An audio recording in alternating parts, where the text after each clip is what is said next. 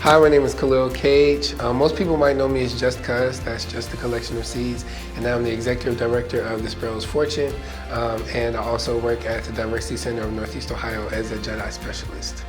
The Sparrow's Fortune is a collective of artists where basically our mission is to encourage, inspire, and educate our community through arts, entertainment, and creative writing workshops. Sometimes that means putting on a production, a poetry showcase where all of us are performing our poetry, sometimes individually, sometimes together. And then that also means doing creative writing workshops inside of schools, also after school programs, and also for the greater community, because a lot of times adults might need that type of conversation and work too on the social emotional learning lens as well. I got involved with spoken word way back when I was young. Well, I'll say I got involved with poetry when I was young. So I was like 8 or 9 and I heard rappers and I was like, yeah, I want to be a rapper. And as I got older, I want to say around 14, 15, I was like, okay, maybe rapping not for me, but I'm going to keep writing rhymes. I'm going to keep trying to figure out how to express my feelings. It was a safe place for me. And I was kind of scared to get on stage. I was very scared to share my work. And then I went to Kent State. I got connected with a lot of other poets who were older than me at Kent. So those folks kind of began to mentor me in one way or another to learn how to be a spoken word artist, how to be a poet.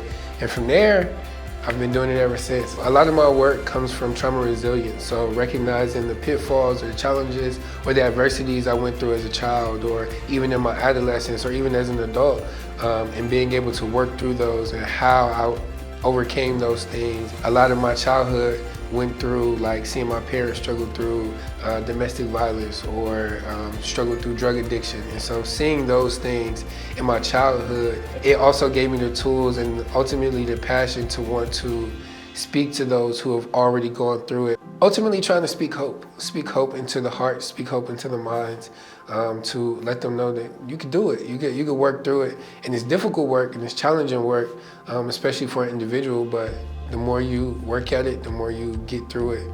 It's easier to wake up and be proud of who you are at the end of the day.